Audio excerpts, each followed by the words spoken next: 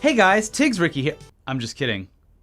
The cutthroat war for selling additional hardware for consoles has yet another victim this week as we mourn the death of the Xbox Kinect, which lived a stupid life that was constantly extended for seemingly no reason and was only finally killed just before it could actually become useful, making this one of the biggest wastes of time and money for gamers in history. Rest in peace, you pointless waste of space. Here we go!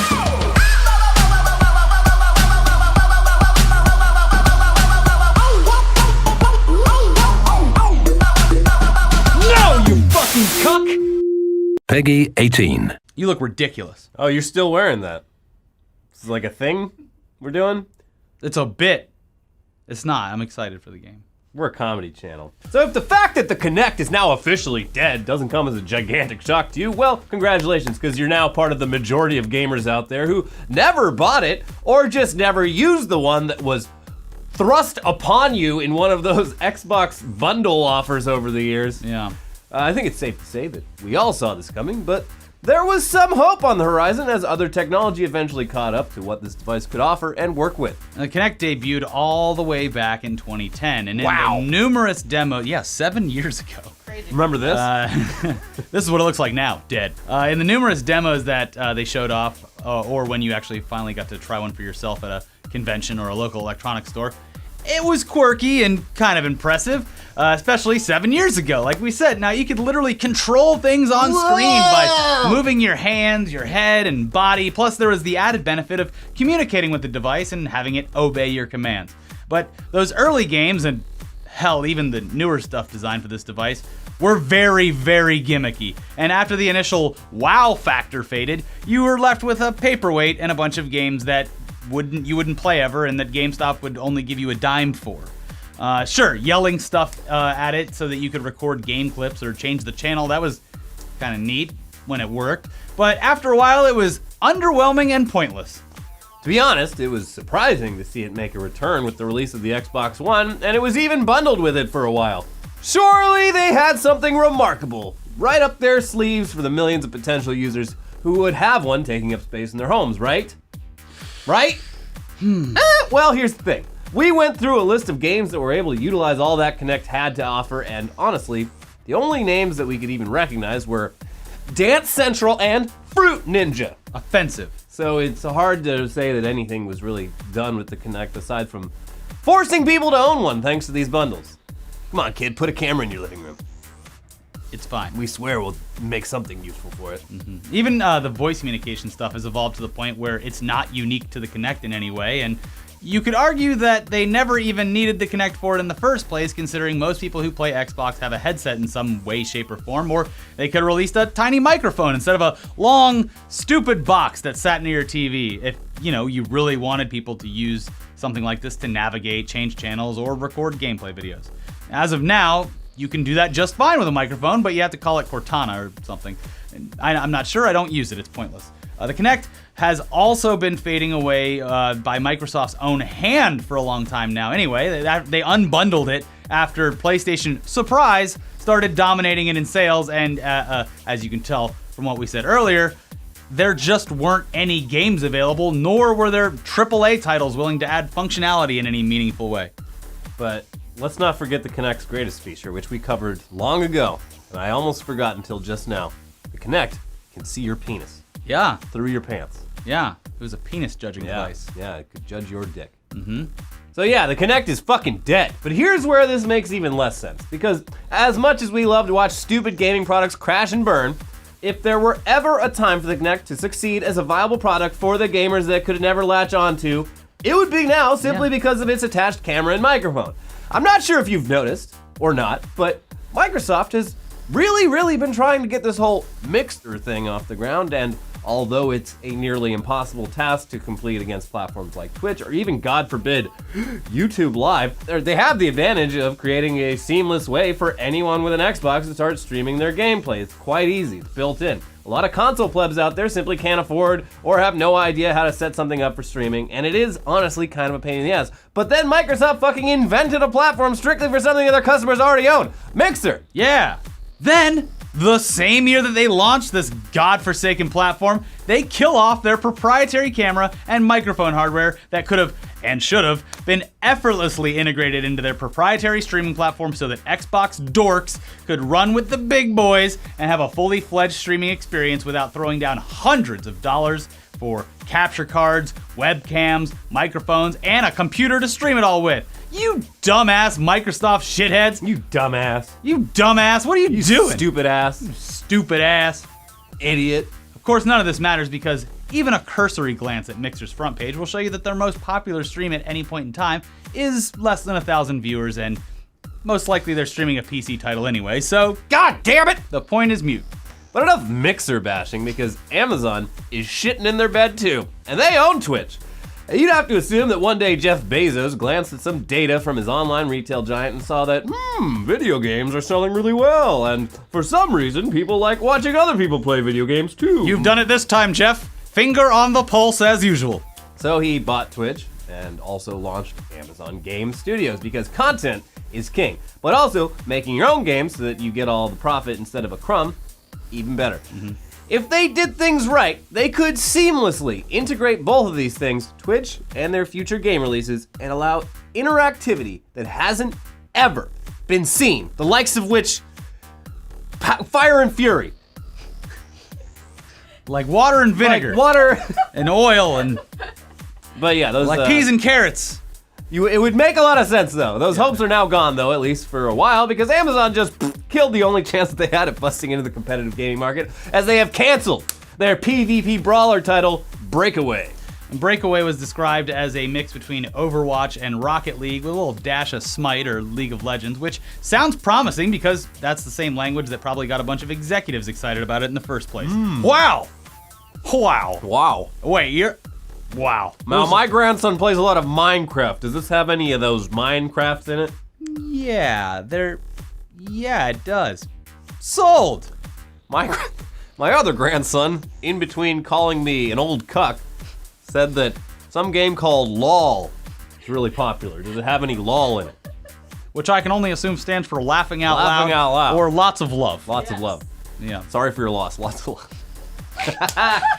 Now listen, the executive talk aside, over the past year or so, they've actually had alpha tests for this game, and they've issued patches for it as well as it's being developed. And they also confirmed those Twitch integrations with features like being able to matchmake with the viewers that are watching. Yeah, I like that. But after its last public alpha just a few weeks ago, the game went silent until this week when a post to their official website confirmed the news. Here is the obituary. As you know, Breakaway was in public alpha from June to the end of September. It's thrilling to play and co-design the game with this fantastic community. Your passion is one of the reasons we believe so strongly in Breakaway. Over the course of the alpha, we received a lot of feedback from you that we're taking to heart. In order to get it right, we're letting our team take the time to iterate and evolve Breakaway's core gameplay to deliver what you've asked for. We aren't sure how long this will take, but we think it's the right thing to do for this game. And you, the community. We won't be hosting alpha matches during this time, but we still want to hear your ideas for how to improve the game, and we'll share our ideas for your feedback. And yeah, we know that this sounds like they're just maybe taking a little vacation or something, but press releases like this usually end up being the death knell for games. For now though, it's on indefinite hiatus. Yeah, son, our dog, he's over in the indefinite hiatus in the sky. We took him to the old indefinite hiatus farm, where he's running free through the fields. Oh, well, Grandpa won't be at your birthday this year, so he's on indefinite hiatus. Now listen, unlike bands who do the same thing, video games can't come back 20 years later to play Coachella if they never even got out of development. Alright, unless it's Star Fox 2. Fine. They'll have to Amazon will come out with a shitty fucking console and be like, look, you nuke them forever. You get Breakaway. Are you excited? Remember Breakaway? I always thought Breakaway was that game where you hit the little ball off of the slider thing and it broke the bricks.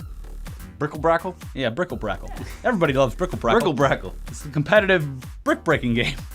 But guys, let's talk about games that are being released. We are genitals deep in the fall gaming season right now, and these next 2 weeks and the week that we've just lived through, they're pretty goddamn huge for gaming. So let's take a moment to celebrate everything that we're getting. Destiny 2 for PC! Woo! Yeah, Wolfenstein 2, the new Colossus! Hey! Not you. Get out of there. Get out of Get there. the fuck off my screen. Not you. Super Mario Odyssey! Woo! Yeah! All right, hey, Call of Duty World War II. Woo! Yes. Yeah, I have high hopes. But enough excitement. Let's get Shibby in here to ruin all that positivity and bring us back down into the trenches, where we're gonna get a bad case of trench foot. Shibby, how could you possibly be upset with the game right now? It's the fall gaming season. Even though it's 102 degrees out. T.U.G.S boys and Toad girls, today I'm reviewing a game that came out at midnight. A game that every goddamn review site is giving 100 out of 100 because apparently it's perfect. A game that sits on my face. I mean, at the tippy top rank 1 best game on this handheld platform. A game so good that if you're not on the hype train, you will literally get harassed by fanboys. Of course, I'm talking about everyone's Lord and Savior, Cappy, the fucking hat thing.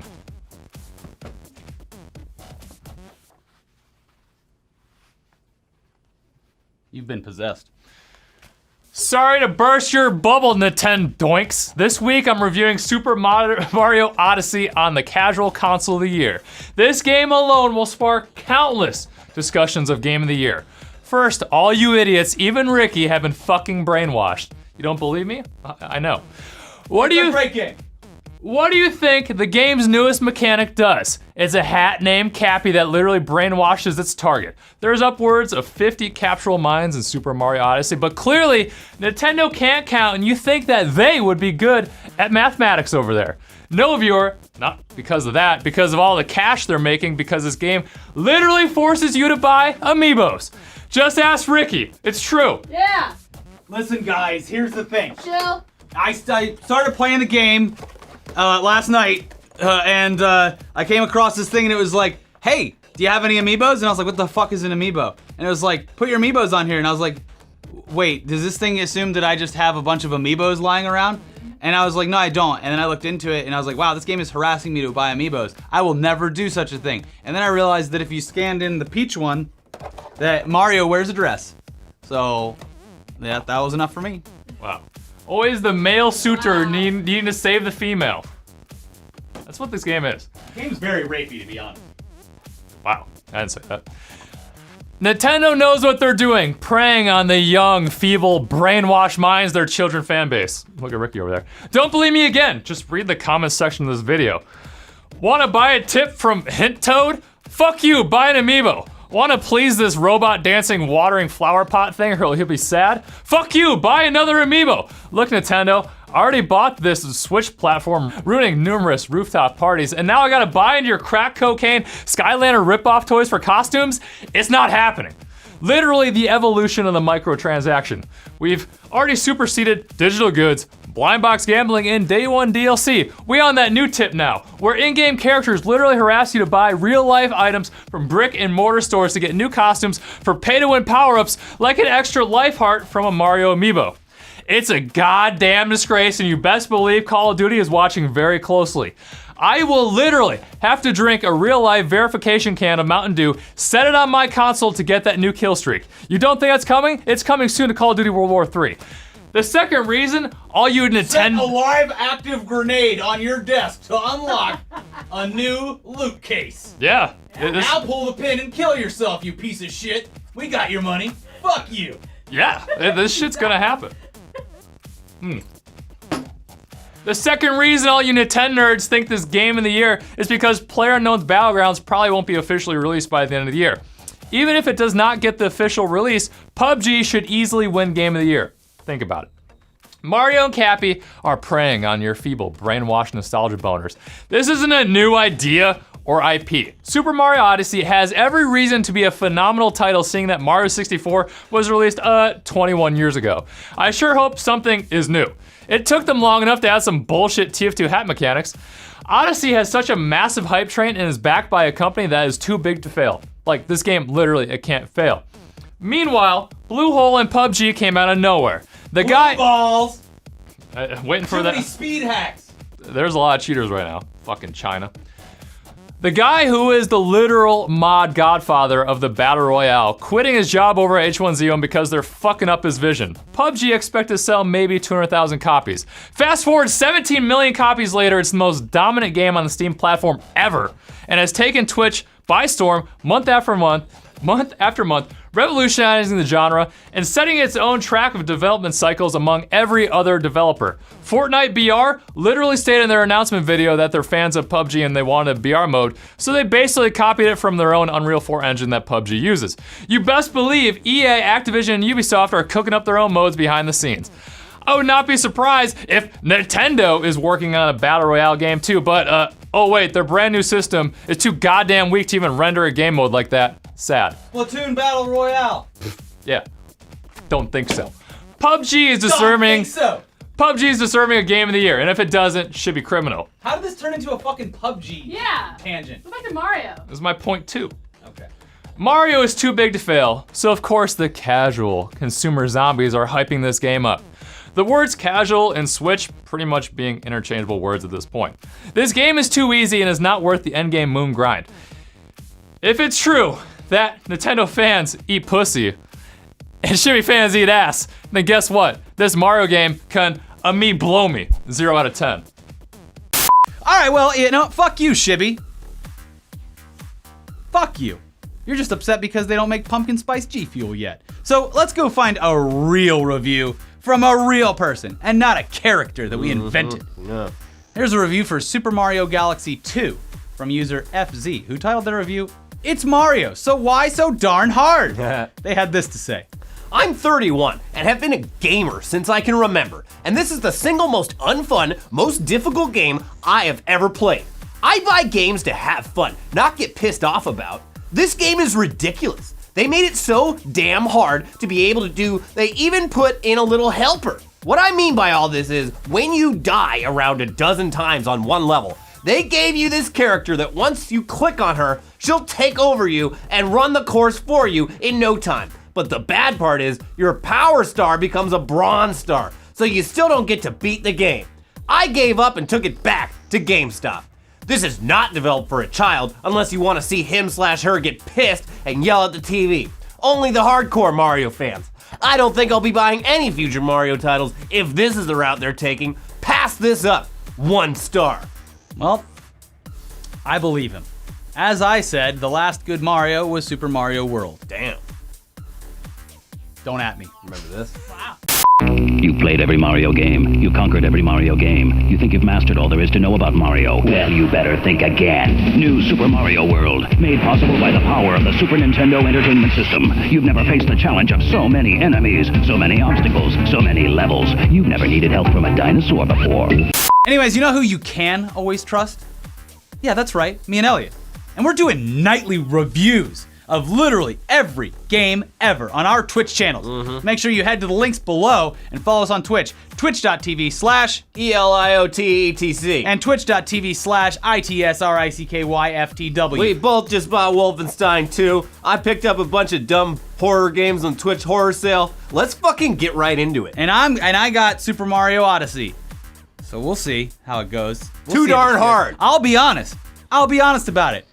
Because like I said, there hasn't been a good game since Super Mario World. Also, guys, follow the ETC Show Twitch because we're doing a bunch of streams next week, including one where we put Chloe into a VR horror game, which would be lots of fun. And then we're doing a big, long, steamy, vein-filled, throbbing marathon stream for Extra Life next Friday. So it's gonna be great. We're gonna need you there. We're gonna need your donations because it's for a good cause. Get that wallet out. Get off that wallet, kid. Time to save some kids' lives by watching us play video games. Are you tough enough to save some lives? Twitch.tv/ETC_show. All the links to our Twitches are down below. Go follow all those and check out our streams from this week right here where we put Elliot into a horror VR game and did some other things. Not scary. Not Scary Farm. We'll see you soon.